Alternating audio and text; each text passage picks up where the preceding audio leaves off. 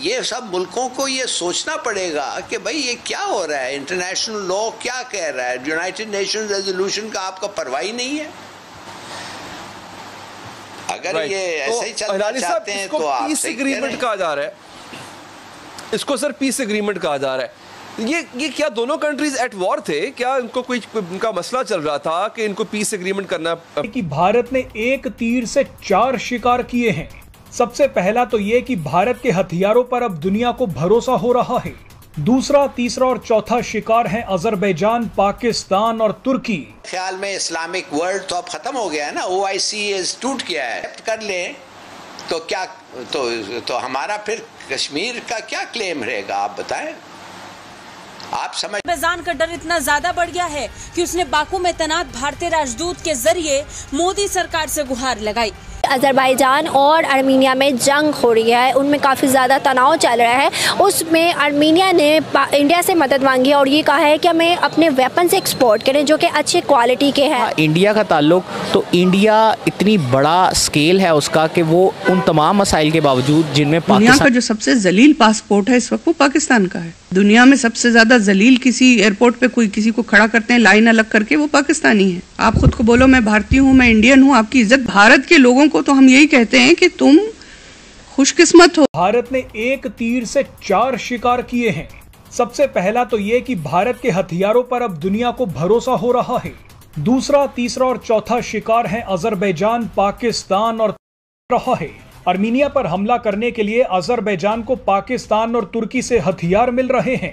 इसी से घबराकर आर्मीनिया ने भारत से मदद मांगी थी। भारत ने आर्मीनिया को पिनाका रॉकेट सिस्टम देने का वादा भी कर दिया था क्योंकि आर्मीनिया एक मित्र देश है। आर्मीनिया हमेशा से ही पूरे कश्मीर को भारत का हिस्सा मानता आया है। इसका इम्पैक्ट होगा, क्या हम एक्सेप्ट कर लें? अगर हम इसको एक्सेप्ट कर लें तो क्या तो हमारा फिर कश्मीर का क्या क्लेम रहेगा, आप बताएं।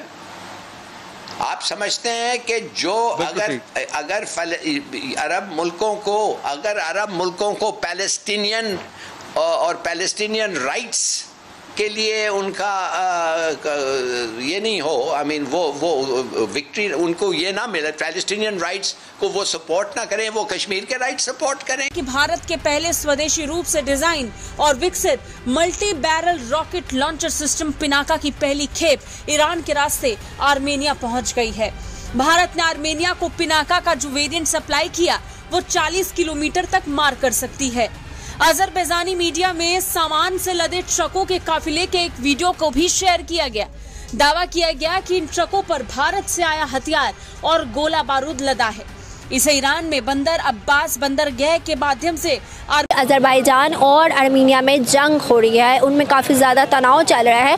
उसमें आर्मीनिया ने इंडिया से मदद मांगी है और ये कहा है कि हमें अपने वेपन से एक्सपोर्ट करें जो कि अच्छे क्वालिटी के हैं। इंडिया का ताल्लुक तो इंडिया इतनी बड़ा स्केल है उसका कि वो उन तमाम मसाइल के बावजूद जिनमें पाकिस्तान जिनका शिकार है, उसके बावजूद उन तमाम चीज़ों के बावजूद इंटरनेशनल स्टैंडिंग उसकी इस तरह की है कि वो किसी की भी मदद कर सकता है क्योंकि उसका स्केल इतना बड़ा है और उस स्केल के बड़ा होने की वजह से वो उसके अंदर इतनी कैपेसिटी है। लेकिन हम जो हमारा स्ट्रॉन्ग पॉइंट था, जो मुस्लिम वर्ल्ड थी जो हमें सपोर्ट करती थी, हम उन्हें सपोर्ट करते थे, हम उसकी बजाय मोर लुकिंग टुवर्ड्स अमेरिका या नॉन मुस्लिम वर्ल्ड, जिसकी वजह से हमारी अब वो स्टैंडिंग नहीं रही जो एक ज़माने में हुआ करती थी या जब हम खुद लीड किया करते थे।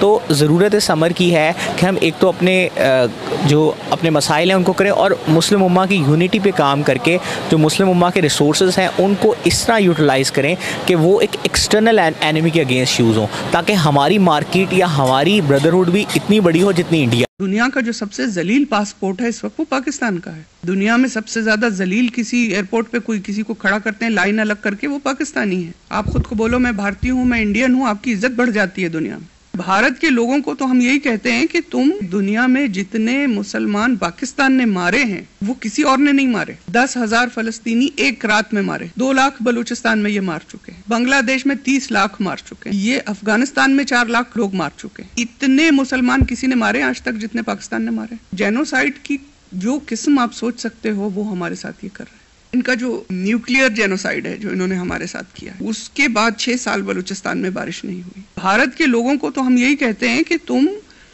खुशकिस्मत हो।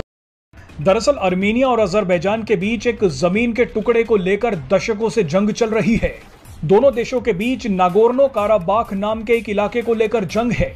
यह इलाका 4400 वर्ग किलोमीटर में फैला हुआ है। अजरबैजान इसे अपना हिस्सा मानता है, लेकिन इस इलाके में आर्मीनियाई मूल के लोग ज्यादा रहता। आर्मीनिया और अजरबैजान के बीच काफी समय से जंग चल रही है।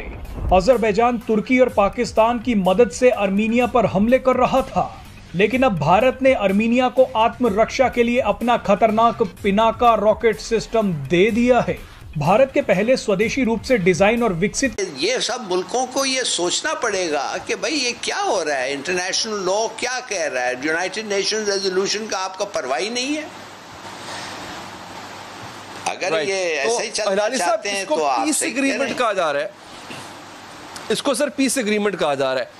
ये क्या दोनों कंट्रीज एट वॉर थे? क्या इनको कोई इनका मसला चल रहा था कि इनको पीस एग्रीमेंट करना? ख्याल में इस्लामिक वर्ल्ड तो अब खत्म हो गया है ना, OIC टूट गया है, सब ये 5-6 मुल्क तो अलग हो गए हैं।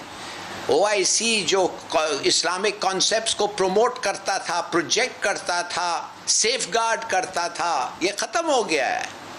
अब ये तो क्या रह गया है अभी? मेरे ख्याल में ये बहुत बड़ा स्टेप है, मैं हैरान हो गया। अजरबैजान में पुरानी दुश्मनी है। दोनों देश 2020 में नागोर्नो काराबाख को लेकर 3 महीने का भीषण युद्ध भी लड़ चुके हैं। इस युद्ध में अजरबैजान ने इजरायली और तुर्की हथियारों के दम पर आर्मेनिया को करारी शिकस्त दी थी। बाद में रूस की मध्यस्थता से दोनों देशों के बीच युद्ध विराम हुआ। हालांकि इसके बाद भी आर्मेनिया और अजरबैजान में कई बार सैन्य झड़प हुई।